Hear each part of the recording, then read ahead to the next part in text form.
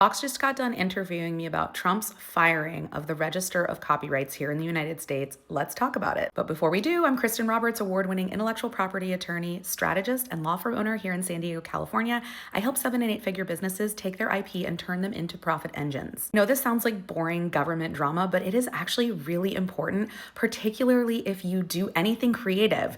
If you sing, if you draw, if you make movies, if you write books, this impacts you. The Register of Copyrights here in the United States is the person that's responsible for protecting all of your creative works. They're the one that holds the key to your registration. So when you submit something to the Copyright Office for protection, the Register of Copyrights is the one that ultimately decides whether or not you're entitled to that protection. And this position is historically neutral. It's not supposed to be political. The Copyright Office also advises on policy in Congress. This isn't just a passive position that just rubber stamps a bunch of applications coming through. No, they're responsible for shaping policy. Not only that, we're in a time when AI is burgeoning. It is able to make it sound like anything you want.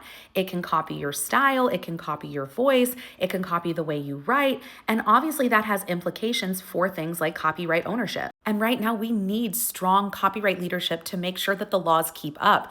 Lisa Perlmutter, who was the Register of Copyrights before she got fired, was incredibly well versed. She didn't just work for the Library of Congress under the Copyright Office division. She was also working for the USPTO. So she has a wide variety and a wide background when it comes to intellectual property law. She also has a law degree. She was fired on the heels of the Librarian of Congress being fired, Carla Hayden. Carla Hayden was appointed by the Obama administration and was the first Librarian of Congress to have an actual term limit. She was also the first African-American woman to ever hold the position. When asked why she was being fired, the Trump administration basically said, oh, well, she put some concerning books into the Library of Congress, which, by the way, that's like literally the job of the Library of Congress. It's to catalog. They also made some comment about how she was very supportive of DEI practices, which they obviously, they hate, unless it's, deport every illegal is what they're saying now, right? So anyway, Lisa Perlmutter gets fired on the heels of Carla Hayden getting fired. And they also give Lisa Perlmutter absolutely no reason as to why. So it looks absolutely political. Not only that, but the Copyright Office also recently issued a report on AI. This is part of like a sweeping AI report. It's like 3 parts. Tens of thousands of people were asked to provide their insight and their opinions, including scholars, including legal experts, etc. And this was just issued, and it was pretty damning for AI companies for the most part.